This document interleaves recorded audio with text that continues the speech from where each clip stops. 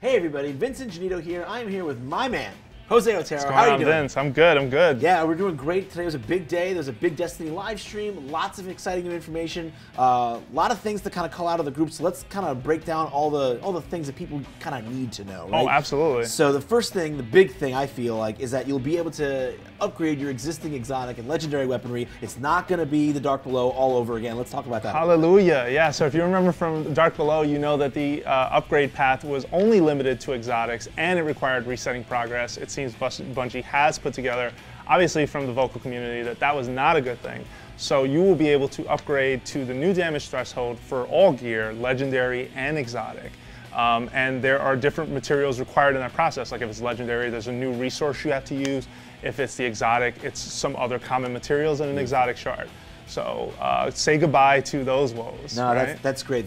Nice to see Bungie listening to the community, respecting our time, respecting the effort we've put in. So next thing is there's a new social area, the Reef. Yep. You know, we've seen the Reef obviously as a selectable area for a long time now, but there's never been anything to do there. And now they're opening it up, and not just to people who buy House of Wolves, but to anybody. Yeah, so you at home, if you are basically the player who said, I'm not buying this expansion, or you only bought a Dark Below and you weren't sure how you, or what if you were going to buy House of Wolves, you have the opportunity to explore the Reef. You can't really, that doesn't mean you can engage in the story mission stuff. However, it does tie over to like the upgrade path, for example. That's still going to be available to you, even if you didn't buy House of Wolves, which I think is a huge deal. That's huge, and a big show of goodwill, I think. Absolutely. From Bungie's side. Yeah, just to have that opportunity to explore, see the other areas, and see exactly what you're jumping into, and if it's therefore is worth your time. I think that's really dope. No, absolutely. Another big thing that I really like, I haven't visited the gunsmith since my early days, the old days as of Destiny. As a Destiny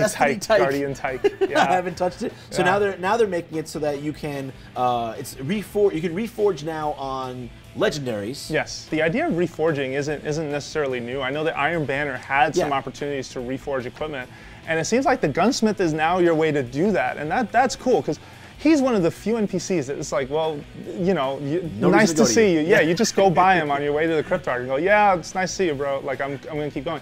Now, this is big just because the perk rollout is a big part of how weapons work, right? And how some players play, their skill, the way that they play is dependent on perks. So the ability to just reshuffle them, to use materials, which you probably have a lot of, especially if you're still playing Destiny, to be able to use some of that stuff to be able to then, get a reforged weapon. That's a cool thing. Absolutely. And speaking of getting more value out of things that you already have, about those materials, we can now exchange materials in a really meaningful way, one-to-one as well. Yeah, so another big tie-in to, you probably have a ton of Motes of Light or a ton of Ascendant Shards. You know what's up with those. Maybe Radiant even material if you've been running a lot of Crota.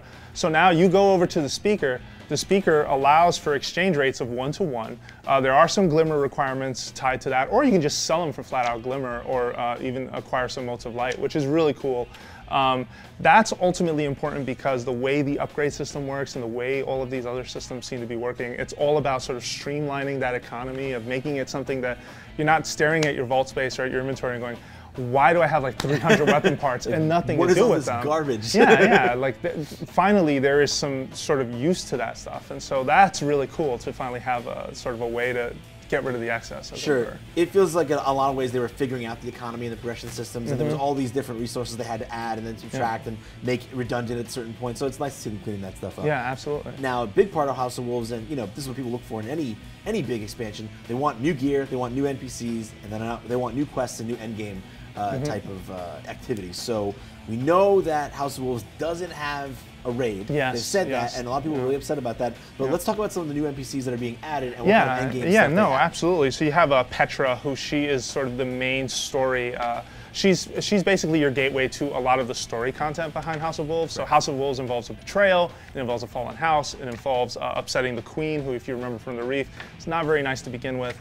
So you will be basically sort of getting bounties from this character and carrying out missions, gaining reputation, which then leads to some, cool bonuses, but also even a ship, and the ship looks really cool. It does look so rad. Yeah, I mean, of course, in Destiny, all ships are still cosmetic. It's more of a bragging right than it is really a thing that you actually use within the campaign, but it's still dope to see that thing. So it's really exciting. And then you have two others in Varix, who is sort of your gateway to, sort of rewards and stuff associated with that. And then lastly, Brother Vance, who is tied to the Trials of Osiris, And which those is two also those are kind of the end game stuff. yeah, right? they are. They sound like end game activities. There's still not a whole lot of details about them though, which is unfortunate. But each week leading up to the House of Wolves, there's going to be more information coming out. Yeah, we'll certainly have more of that for people here. So for everything Destiny related in the coming weeks, as we learn even more about what House of Wolves is going to entail as we get closer to its release on May 22nd, you're already in the right place. IGN.